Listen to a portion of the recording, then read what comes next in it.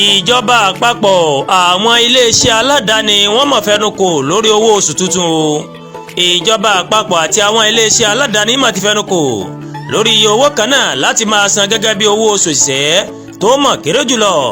èyí mà jẹyọ níbi ìpàdé tí ìgbìmọ̀ tí ìjọba gbé kalẹ̀ lórí owó oṣù tuntun tó ṣe pẹ̀lú àwọn aṣojú ẹgbẹ́ òṣìṣẹ́ àti iléeṣẹ́ aládàáni.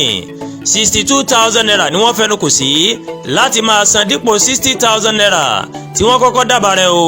ṣùgbọ́n ẹgbẹ́ òṣìṣẹ́ ní àwọn kò mọ̀ fẹ́. ẹgbẹ́ òṣìṣẹ́ ní 250,000 naira ó ní àwọn lè gbà jálẹ̀ dípò 494,000 naira tí wọ́n kọ́kọ́ dúnàdúrà rẹ̀. igun méjèèjì kò mọ̀ fẹnukò lórí iye kan títí tí wọ́n fi túká níbi ìpàdé, àmọ́ wọ́n ṣe ìlérí o láti tẹ̀síwájú nínú ìdúnàdúrà wọn. ṣáájú ní ẹgbẹ́ àwọn gómìnà ní Nàìjíríà ni wọ́n mà ti sọ pé àwọn kò lágbára láti san ẹgbẹ̀rún lọ́nà ọgọ́ta tí ìjọba àpapọ̀ kọ́kọ́ bá ẹgbẹ́ òṣìṣẹ́ dúnàdúrà. nínú ìkéde kan tí olùdarí ìkéde ẹgbẹ́ wọn Halima Abubakari tó fi síta ní ìrọ̀lẹ́ ọjọ́ Ẹtì Friday, ó ní wọ́n ti sọ pé bí ọrọ̀ ajé ṣe rí lásìkò yìí yóò mú kó nira láti san owó náà. àwọn gómìnà sọ pé lóòótọ́ ni àfikún owó oṣù wáyé, ṣùgbọ́n owó oṣù nìkan làwọn máa fi owó tó bá ń wọlé fún làwọn máa fi san o, láì ṣe iṣẹ́ ìdàgbàsókè kankan.